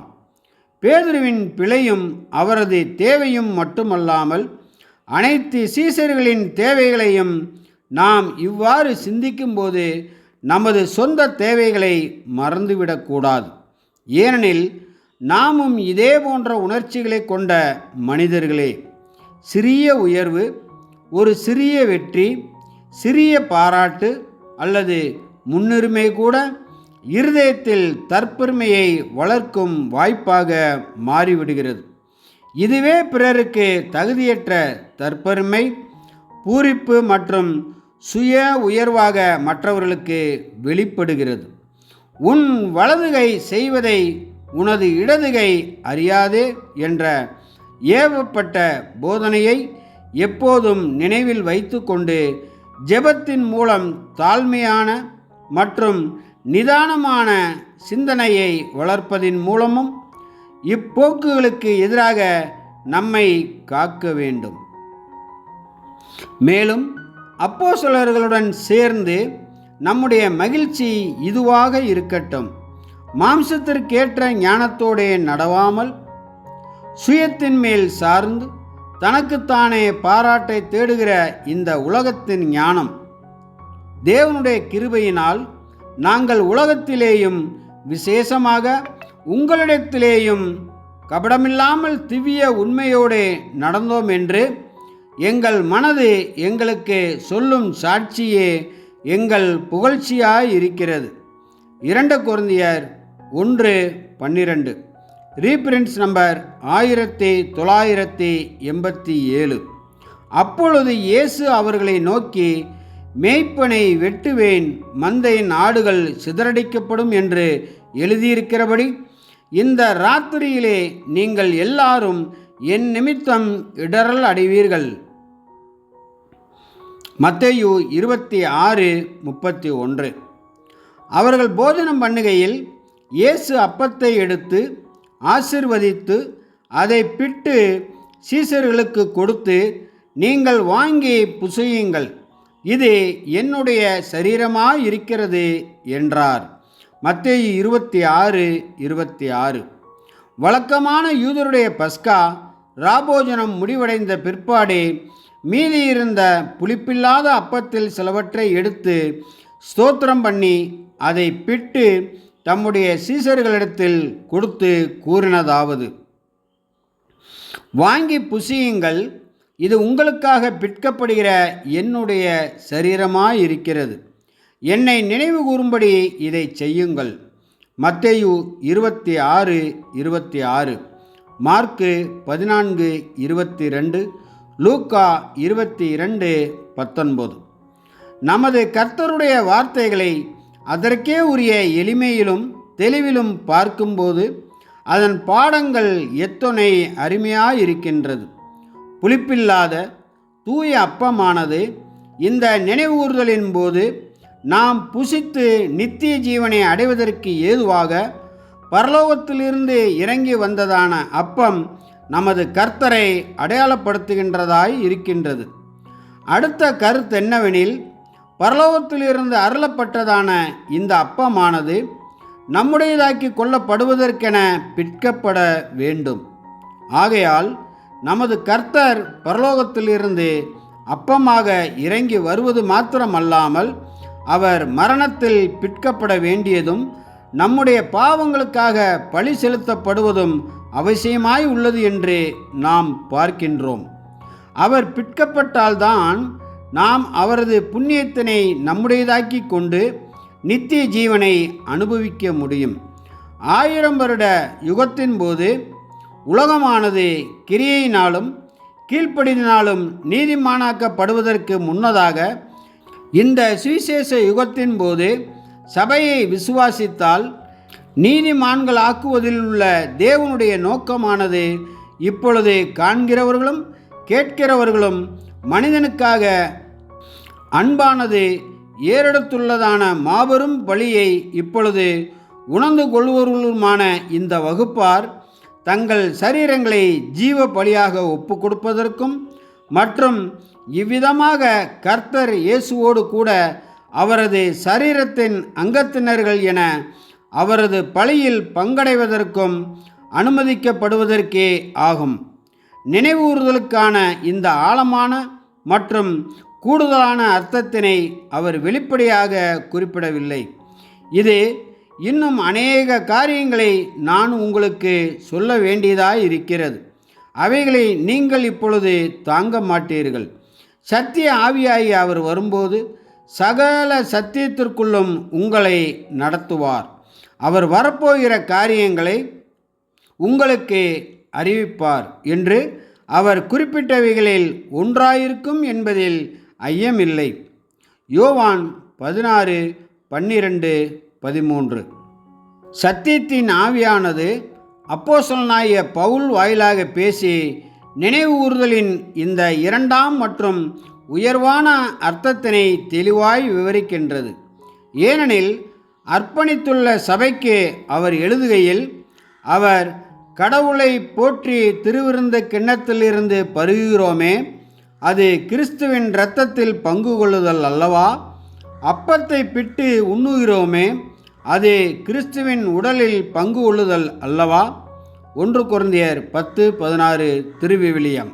அதாவது, கிறிஸ்து தம்முடைய உண்மைக்கான பலனாக பெற்றுக்கொண்டதான மகிமையில் நாமும் அவரோடு கூட பங்காளிகளாக கருதப்படத்தக்கதாக உடன் பலி செலுத்துபவர்கள் என கிறிஸ்துவோடு கூட உள்ள மரணம் வரையிலுமான நம்முடைய பங்கு உள்ளதலாய் இருக்கிறதல்லவா?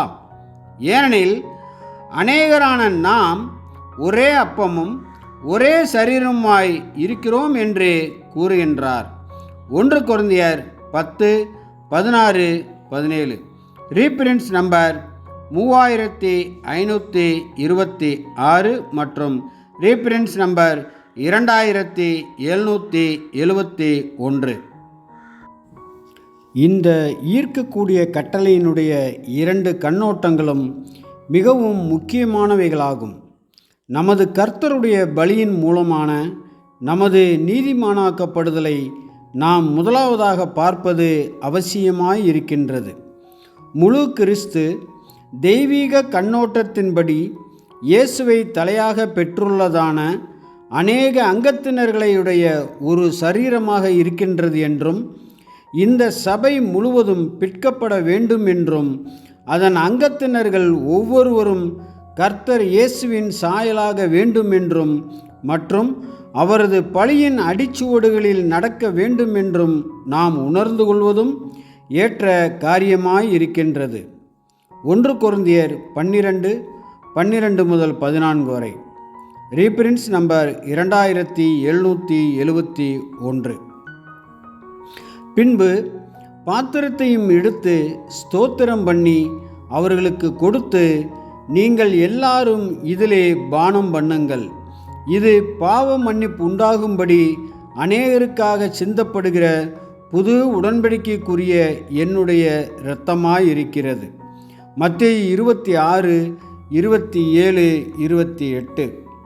நமது கர்த்தருடைய அன்பான பலிக்கான இந்த நினைவுகூறுதலின் ஒரு பாகமாக திராட்சை பழரசம் அடுத்து அறிமுகப்படுத்தப்படுகின்றது. இது தம்முடைய இரத்தத்தை பாவ மன்னிப்பு உண்டாகும்படி அநேகருக்காக சிந்தப்படுகிற புது உடன்படிக்கைக்குரிய என்னுடைய இரத்தத்தை அடையாளப்படுத்துகின்றது என்று விவரித்தார். மத்தேயு 26:28. இது உலகத்தின் பாவங்களுக்காக கொடுக்கப்பட்டதான ஈடுபலி விலைக்கரையத்திற்கும் அதன் அவசியத்திற்கும் எத்தகையதொரு நினைவு கூறுதலாய் உள்ளது. பிற்கப்பட்ட அப்பமானது ஒரு பகுதி பாடத்தினை கற்றுத்தந்தது. பாத்திரமானது மீதியான பாடத்தினை கற்றுத்தந்தது. தேவனிடத்திற்கும் அவருடைய தயவினிடத்திற்கும் திரும்பிடுவதற்கு நமக்கு போசாக்கும் பலமும் உதவியும் மாத்திரம் அவசியமாயிராமல் நமக்கு விலையேறப்பெற்ற இரத்தமும் அவசியமாயுள்ளது. நீதியினுடைய ஆக்கினை தீர்ப்பு நின்று நம்மை விடுவிக்கத்தக்கதாக நமக்கான மீட்பின் கிரயமாக நமது கர்த்தருடைய ஜீவன் அவசியமாய் உள்ளது. கர்த்தருடைய சீசர்கள் விசுவாசத்தினால் அப்பத்திலும் பாத்திரத்திலும் பங்கு கொள்ள வேண்டும், தங்களுடையதாக்கி கொள்ள வேண்டும். இல்லையேல் அவர்களால் அவரோடு கூட ஒன்றாய் காணப்பட முடியாது. நமது கர்த்தர் தனது பலியின் பாடுகளை குறித்து பேசிக்கொண்டிருக்கையில் அவற்றை தனது பாத்திரம் என்று குறிப்பிட்டார். அவரது மரணத்தின் நினைவுகூறுதலான அந்த கடைசி ராப்போஜனத்தில் அவர் அந்த பாத்திரத்தை அடையாளமாக குறிப்பிட்டு, நீங்கள் எல்லாரும் இதிலே பானம் பண்ணுங்கள், இது பாவ மன்னிப்பு உண்டாகும்படி அநேகருக்காக சிந்தப்படுகிற புது உடன்படிக்கைக்குரிய என்னுடைய இரத்தமாய் இருக்கிறது என்று கூறினார். மத்தேயு 26:27-28. நம்முடைய கர்த்தரின் மரணத்தையும் அவருடைய பூமிக்குரிய உரிமைகளை நம்முடைய கர்த்தர் பலியாய் செலுத்தியதையும் அடையாளப்படுத்திய அந்த பாத்திரமே புதிய உடன்படிக்கையை முத்திரையிடுவதற்கு போதுமானதாக இருந்தது. அப்போஸ்தலர்களையோ அல்லது நம்மையோ அல்லது வேறு யாரிடமோ தம்முடைய சீசர்களாக மாறவும் அவருடைய பாடுகளை பகிர்ந்து கொள்ளவும், அவருடைய பாத்திரத்தை பகிர்ந்து கொள்ளவும், அவருடைய மகிமை, கணம் மற்றும் அழியா தன்மையின் வெகுமதிகளை பகிர்ந்து கொள்ளவும் அவர் கேட்க வேண்டிய அவசியமில்லை. ஆனால் அவர் அந்த பாத்திரத்தை கடந்து போக அனுமதித்தார். அதாவது அவரது புண்ணியத்தை நமக்கு வழங்கினார், அல்லது அவருடைய பழியின் புண்ணியத்தை அவருடைய சீசர்களும் பின்னடியார்களுமான நமது மூலம் கடந்து செல்லச் செய்கிறார். இது தெய்வீக திட்டத்தின் ஒரு பகுதியாக இருந்ததால் அவர் இதை செய்தார். ஏனெனில் பரிசுத்த பேதுரு அறிவித்தபடி நம்முடைய கர்த்தராகிய இயேசு கிறிஸ்துவின் பிதாவாகிய தேவன் நம்மை மறுபடியும் ஜெனிப்பித்தார். இயேசுவை முன்னறிந்தவர் இயேசுவின் மூலம் நம்மையும் முன்னறிந்திருந்தார். இது தெய்வீக திட்டத்தில் ஒரு மாற்றத்தை குறிக்கிறது இல்லை.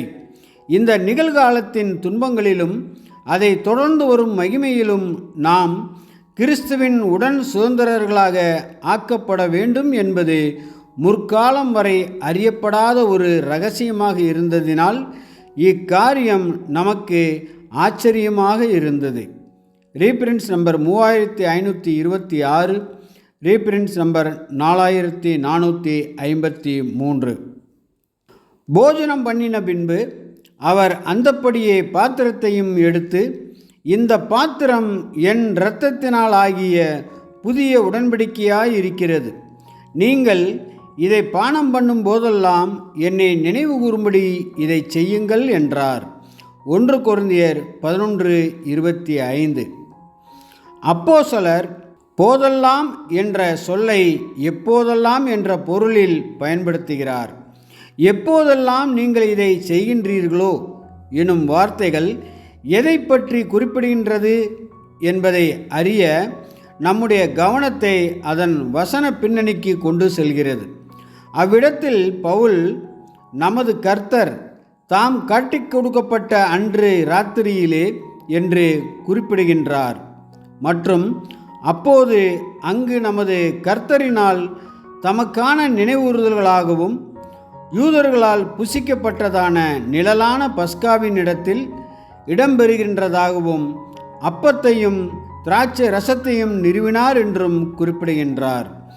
யூதர் வழக்கங்களையும் அவை எப்பொழுதெல்லாம் ஆசரிக்கப்படுவதை பற்றியும் நன்றாக அறிந்தவர்களுக்கே பவுல் இதை எழுதியிருந்தார். எனவே போதெல்லாம் அல்லது எப்போதெல்லாம் என்ற வார்த்தைகள் அவர்களுக்கு தங்கள் ஆண்டு நினைவு நாளை சுட்டி காட்டியது. நிழலான ஆட்டுக்குட்டியினுடைய இரத்தத்தின் வாயிலாக காக்கப்பட்டு இஸ்ரேலின் முதற் பேரானவர்கள் அடைந்த நிழலான கடந்து போகுதலுக்கான வருடாந்திர நினைவுகூறுதலை அகற்றுவதற்காகவே கர்த்தருடைய ராபோஜனமானது வடிவமைக்கப்பட்டது. நமது கர்த்தரும் அவருடைய சீசர்களும் அனைத்து யூதர்களும் கண்டிப்புடன் கடைபிடித்த அதன் ஆண்டு நிறைவு நாளிலேயே இத்தகைய ஒரு நிகழ்வானது முறையாக ஆசரிக்கப்பட முடியும். இதை அவர்கள் வேறு எந்த நாளிலும் செய்ய நினைத்தது இல்லை. மேலும் அமெரிக்கர்கள் தங்கள் விடுதலைக்கான அறிக்கையை ஜூலை 4ஆம் தேதியை தவிர வேறு நாளில் கொண்டாட நினைப்பதை விட இஸ்ரேலர்கள் அதனை மிகுந்த முக்கியத்துவத்துடன் ஆண்டு நிறைவு நாளில் மட்டுமே ஆசரித்தனர். ஆனால் மீட்பரின் மரணத்தை பொருத்தமற்ற காலங்களில் நினைவூர்ந்தவர்களை நமது கர்த்தர் இதனால் ஆக்கினைக்குள்ளாக தீர்ப்பு செய்துவிட்டார் என்று நாம் போதிக்கிறோம் என எவரும் தவறாக எண்ண வேண்டாம். இல்லை, தேவனுக்கு ஸ்தோத்திரம். சுவிசேஷ சபை மற்ற எல்லா காரியங்களைப் போல இதிலும் நியாயப்பிரமாணத்தின் கீழ் வைக்கப்படாமல் கிருபையின் கீழ் வைக்கப்பட்டுள்ளது. இருதயத்தில் நேர்மையோடு நமது கர்த்தரின் சரீரம் மற்றும் இரத்தத்தின் சின்னங்களில் பங்கு கொண்டவர்களால் இந்த நினைவூறுதல் மீண்டும் மீண்டும் செய்யப்படுவதால் அது அவர்களின் இதயங்களில் ஏற்படுத்த வேண்டிய தாக்கத்தின் ஒரு பகுதியை இழந்திருக்கலாம். எனினும் அவர்கள் பாவங்களுக்காக தம்மையே பலியிட்டவரின் பலியை இவ்வாறு ஒப்புக்கொண்டிருப்பதால் அவரால் அவர்கள் நிராகரிக்கப்படவில்லை. அல்லது புறக்கணிக்கப்படவில்லை. ஆனால் நிச்சயமாக கர்த்தரின் வார்த்தைகளின் உண்மையான நோக்கம் புரிந்து கொள்ளப்படும் போது முழுமையாக அர்ப்பணிக்கப்பட்டவர்கள் அனைவரும் அவருடைய ஏற்பாடுகளே சிறந்ததும் மிகவும் பொருத்தமானதும் என்பதை உணர்ந்து மகிழ்ச்சியுடன் அதற்கு சம்மதிப்பார்கள். மேலும் இது யாருக்காக நினைவூறுதலாக இருக்கிறதோ அவரால் மிகவும் அங்கீகரிக்கப்படும் என்பதை அறிந்து அதில் இணங்குவார்கள். ரீப்ரின்ஸ் நம்பர் 1014. கிறிஸ்தவர்களாகிய நாம் யூதருடைய பஸ்காவையும் யூதர்கள் எகிப்திலிருந்து விடுவிக்கப்பட்டதையும் ஆசரித்து கொண்டாடுவது இல்லை. நாம் நிழலான ஆட்டுக்குட்டியை அடித்து புசிப்பதும் இல்லை. யூதர்கள் விஷயத்தில் நீசான் மாதத்தின் 10ஆம் தேதியன்று ஆட்டுக்குட்டி தேர்ந்தெடுக்கப்படுவதும் 14ஆம் தேதியன்று ஆட்டுக்குட்டி அடிக்கப்படுவதுமானவைகள் 15ஆம் தேதி துவங்கி ஒரு வாரம் அளவும் நீடிக்கும் பஸ்கா பண்டிகை நின்று வேறானதாகும். யூதர்கள் விசேஷமாக பண்டிகையை ஆசரித்தனர். நாம் தேவனுடைய மாபெரும் ஆட்டுக்குட்டியினுடைய மரணத்தை நினைவு கூறுகின்றோம் மற்றும் 1000 வருட காளையின் விடுதலைக்காக காத்திருப்பவர்களாக இந்த சுவிசேஷ யுக இரவில் நாம் நம்முடைய ஆட்டுக்குட்டியினை துன்பங்கள் எனும் கசப்பான கீரைகளுடன் தற்போது புசிப்பதன் விளைவாக வரும் முழுமையான மற்றும் நித்தியமான சந்தோஷத்திற்கு நிழலாக மாத்திரமே யூதர்களுடைய 7 நாட்கள் கொண்ட பண்டிகை காணப்படுகின்றது என்று நாம் புரிந்திருக்கின்றோம். மாம்சீக இஸ்ரேலினுடைய குருட்டுத்தன்மையானது விலக ஆரம்பிக்கும் போது கிறிஸ்துவே பஸ்கா ஆட்டுக்குட்டியினுடைய நிஜம் என்றும் அவரது மரணத்தின் வாயிலாக கடந்து வருகின்றதான ஆசீர்வாதங்களானது பஸ்கா ஆசீர்வாதங்களுக்கான நிஜங்கள் என்றும் புரிந்து கொள்வார்கள். ரீப்ரின்ஸ் நம்பர் 1787. ஆகையால் நீங்கள் இந்த அப்பத்தை புசித்து இந்த பாத்திரத்தில் பானம் பண்ணும் போதெல்லாம் கர்த்தர் வருமளவும் அவருடைய மரணத்தை தெரிவிக்கிறீர்கள். 1 கொரிந்தியர் 11:26. நினைவூறுதலுக்கான ராபோஜனத்தை நிறுவிய நமது கர்த்தர் அதன் ஆசரிப்பு விஷயத்தில் எவ்விதமான எல்லைகளை வைக்காததினால் நமக்கான ஈடுபலியாக நமது கர்த்தர் இயேசுவினுடைய மரணத்திற்கும் அவரோடு கூட பலி செலுத்திடுவதற்கான நமது அர்ப்பணிப்பிற்குமான நினைவூறுதலை ஒரு குறிப்பிட்ட கால அளவில் ஆசரிப்பது ஏற்றதாய் இருக்கும் என்று அப்போஸ்தலன் கால அளவை எல்லைக்குட்படுத்துவதாக நாம் புரிந்து கொள்ளக்கூடாது. மாறாக அது கால வரம்பிற்கு உட்பட்ட, அதாவது கொஞ்சம் வருடங்களுக்குரிய ஏற்பாடு என்று கருதப்படாமல் கர்த்தருடைய 2ஆம் வருகை வரையிலும் தொடர்ந்து ஆசரிக்கப்பட வேண்டும் என்று அப்போஸ்தலன் சுட்டிக்காட்டுகின்றார். நமது கர்த்தருடைய 2ஆம் வருகை குறித்து பேசுகையில் உலகத்தை ஆளுகை செய்து ஆசிர்வதிக்கப் போகின்றதான கிறிஸ்துவின் ராஜ்யம் அல்லது சபையினுடைய கூட்டி சேர்க்குதலையும் உயர்த்தப்படுதலையும் உள்ளடக்கின விதத்திலேயே அப்போஸ்தலனுடைய வார்த்தைகள் காணப்படுகின்றன. இது ஒன்றோடொன்று தொடர்புடைய விஷயங்களை, ஒன்றுக்கொன்று ஒத்திருக்கும் விஷயங்களை இப்படியாக பேசுவது இன்றும் பொதுவான மற்றும் பொருத்தமான வழக்கமாய் இருக்கின்றது. கிறிஸ்துவாகிய தலையும் சரீரமும் வல்லமையிலும் மகா மகிமையிலும் உலகத்தை ஆளுவதற்கு வந்து கொண்டிருக்கின்றனர். கர்த்தர் அல்லது தலையினுடைய பிரசன்னம் முதலாவது அவசியமாகும்.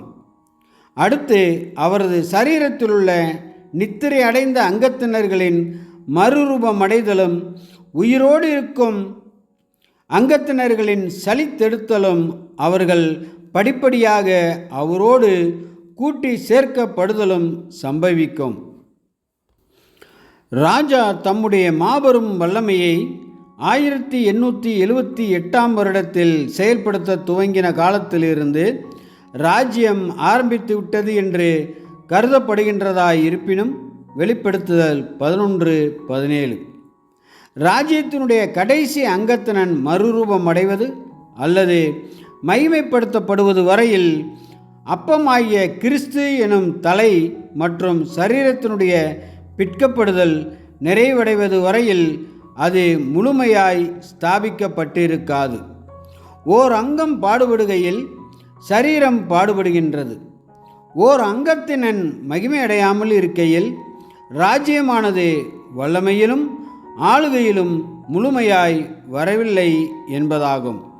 ஆகையால் நீங்கள் இந்த பஸ்காவில் அப்பத்தை புசித்து இந்த பாத்திரத்தில் பானம் பண்ணும் போதெல்லாம் கர்த்தர் வருமளவும் அவருடைய மரணத்தை உங்கள் நம்பிக்கை மற்றும் உறுதி என்று தெரிவிக்கின்றீர்கள் என்று அப்போஸ்தலன் கூறுகையில், கிறிஸ்துவனுடைய சபை அல்லது ராஜ்யத்தினுடைய முழுமையான உயர்த்தப்படுதலை உள்ளடக்கின கிறிஸ்துவின் வருகையையே குறிப்பிட்டார் என்பதில் உறுதியே. ராஜ்யத்தின் மகிமையே அடையாளத்தினுடைய முடிவு என்ற இதே கருத்தானது நினைவுகூர்தலை நிறுவின போதான நமது கர்த்தருடைய பின்வரும் வார்த்தைகளிலிருந்தும் எடுத்துக்கொள்ளப்படலாம். இது முதல் இந்த திராட்சைப்பழ ரசத்தை நவமானதாய் உங்களோடு கூட என் பிதாவின் ராஜ்யத்திலே நான் பானம் பண்ணும் நாள் வரைக்கும் இதை பானம் பண்ணுவதில்லை என்று உங்களுக்கு சொல்லுகிறேன் என்றார். மத்தேயு 26:29, ரீப்ரின்ஸ் நம்பர் 5193. இப்படி இருக்க, எவன் அபாத்திரமாய் கர்த்தருடைய அப்பத்தை புசித்து அவருடைய பாத்திரத்தில் பானம் பண்ணுகிறானோ அவன் கர்த்தருடைய சரீரத்தையும் இரத்தத்தையும் குறித்து குற்றமுள்ளவனாய் இருப்பான். எந்த மனுஷனும் தன்னைத்தானே சோதித்தறிந்து இந்த அப்பத்தில் புசித்து இந்த பாத்திரத்தில் பானம் பண்ண கடவன். எண்ணத்தினாலெனில் அபாத்திரமாய் போஜனபானம் பண்ணுகிறவன் கர்த்தருடைய சரீரம் இன்னதென்று நிதானித்து அறியாததினால் தனக்கு ஆக்கினை தீர்ப்பு வரும்படி போஜனபானம் பண்ணுகிறான். 1 கொரிந்தியர் 11:27-29 முடிய. நினைவுகூறுதல் ராபோஜனம் அடையாளப்படுத்தும் காரியங்களை உணர்ந்து கொள்வதனால் மாபெரும் ஆசீர்வாதமும் அதில் பங்கெடுப்பவரின் விசுவாசம் மற்றும் கீழ்ப்படிதலுக்கு ஏற்ப சந்தோஷமும் கடந்து வருவது போல, நினைவுகூறுதலில் அபாத்திரமான நிலையிலும் சரியற்ற நிலையிலும் பங்கெடுத்தல் கூட ஆக்கினை தீர்ப்பை கொண்டு வருகின்றதாய் இருக்கின்றது.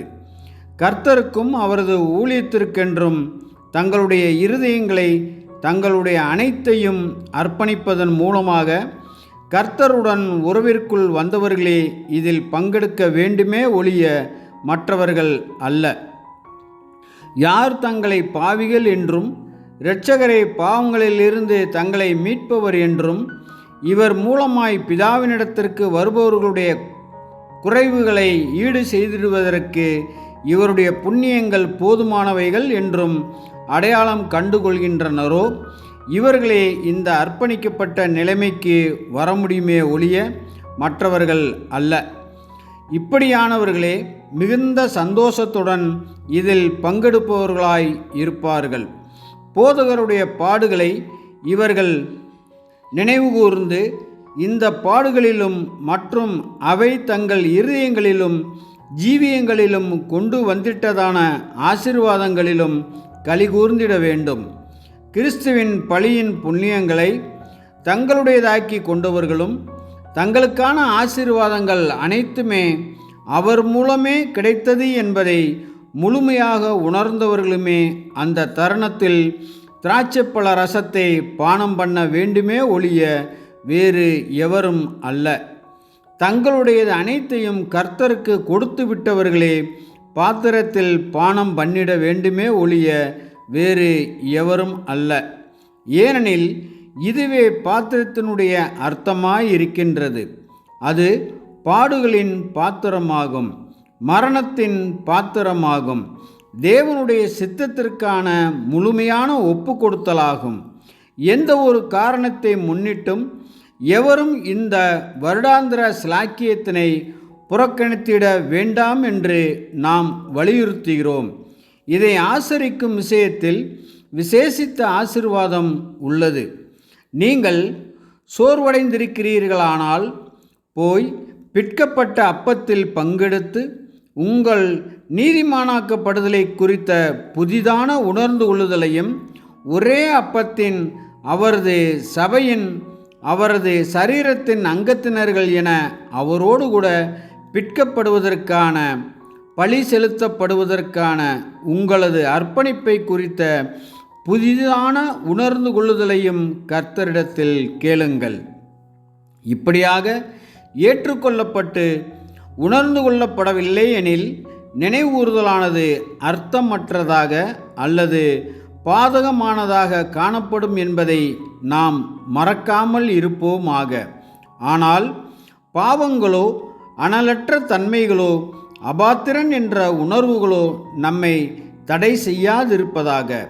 கர்த்தரிடத்தில் போய் உங்கள் குறைவுகள் அனைத்தையும் மறைக்காமல் கூறிவிடுங்கள். உங்கள் சகோதர சகோதரிகளிடத்தில் அல்லது நீங்கள் யாருக்கு விரோதமாய் குற்றம் செய்தீர்களோ அவர்களிடத்தில் போய் அவர்கள் உங்களிடத்தில் தவறுகளை ஒப்புக்கொள்கிறார்களோ இல்லையோ நீங்கள் முழுமையாய் ஒப்புக்கொண்டு விடுங்கள். உங்கள் கர்த்தருடன் ஒப்புரவாக்கி கொள்ளுங்கள் மற்றும் கூடுமான மட்டும் அனைத்து மனிதர்களுடனும் ஒப்புரவாய் கொண்டு வந்து புசியுங்கள். ஆம், இப்பொழுது அல்லது பின்னர் ஏற்ற காலத்தில் ஏற்றுக்கொள்பவர் அனைவருக்குமான கர்த்தருடைய ஐஸ்வர்யமான ஏற்பாட்டில் பங்கெடுங்கள். இப்படியானதொரு இருதய ஆராய்தலும் சுத்திகரித்தலும் யூதர்களுக்கு கொடுக்கப்பட்டதான பஸ்கா நிழலில் காண்பிக்கப்பட்டுள்ளதை நாம் நினைவு கூறுகிறோம்.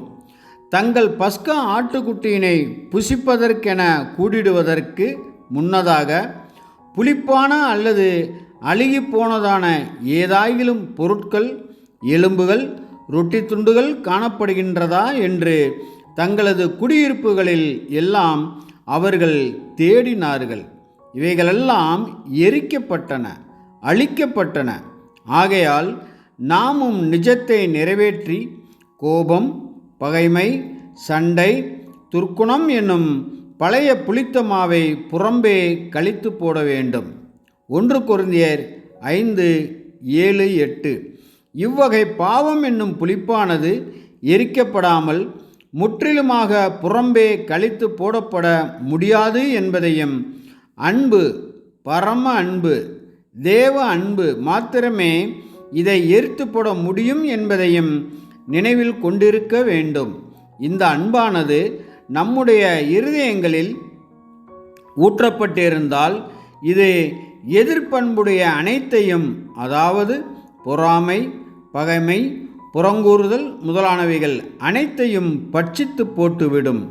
இவைகளெல்லாம் புறம்பே கழித்து போட்டு கிறிஸ்துவை தரித்து கொண்டு அவரது ஆவியில் நிரம்பிடுவதற்கு அப்போஸ்தலன் வலியுறுத்துகின்றார். மனம் தளர்ந்து போக வேண்டாம். பாடத்தை கற்றுக்கொண்டு புதிய தீர்மானங்களுடனும் ஆண்டவருடைய உதவியில்லாமல் நீங்களாகவே பரிசை ஒருபோதும் அடைய முடியாது என்ற உண்மையினை பற்றின அதிகமான புரிந்து கொள்ளுதலுடனும் மீண்டுமாக தொடருங்கள். மேற்கூறிய உண்மையினை நம்மை விட அவர் நன்றாய் அறிவார் மற்றும் என்னை அல்லாமல் உங்களால் ஒன்றும் செய்யக்கூடாது என்று கூறுகின்றார். நமக்கான தேவையின் காரணமாகவே பிதா நமக்கு இப்படியாக ஏற்பாடு பண்ணியுள்ளார். தைரியம் கொண்டிருங்கள் என்பதே ஜெயங்கொள்ளுகிற வகுப்பாரில் அடங்குவதற்கு நாடுகிற மற்றும் ஏங்குகிற அனைவருக்குமான ஆண்டவருடைய வார்த்தையாக இருக்கிறது. ரீப்ரின்ஸ் நம்பர் 5420 மற்றும் ரீப்ரின்ஸ் நம்பர் 5193. இது முதல் இந்த திராட்சைப்பழ ரசத்தை நவமானதாய் உங்களோட கூட என் பிதாவின் ராஜ்யத்திலே நான் பானம் பண்ணும் நாள் வரைக்கும் இதை பானம் பண்ணுவது இல்லை என்று உங்களுக்கு சொல்லுகிறேன் என்றார். மத்தேயு 26:29.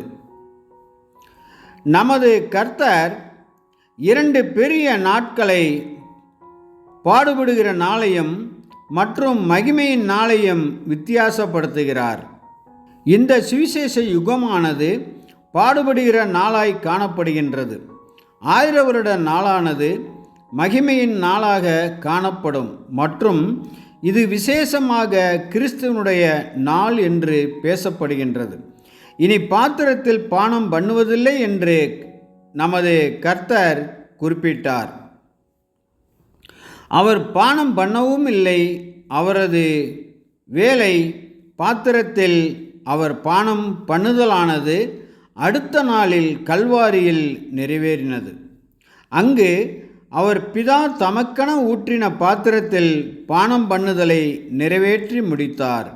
அதே பாத்திரத்தினை பிதா இயேசுவின் பின்னடியார்கள் அனைவருக்குமாக ஊற்றி கொடுத்துள்ளார் மற்றும் சீக்கிரத்தில் ஸ்தாபிக்கப்பட போகின்றதான ராஜ்யத்தில் அவரது உடன் சுதந்திரர்களாக காணப்பட வேண்டுமானால் அவர்களும் அவரது பாத்திரத்தில் பானம் பண்ணிட வேண்டும் மற்றும் அவரது பிற்கப்பட்ட சரீரத்தினுடைய புண்ணியங்களில் பங்கெடுக்க வேண்டும்.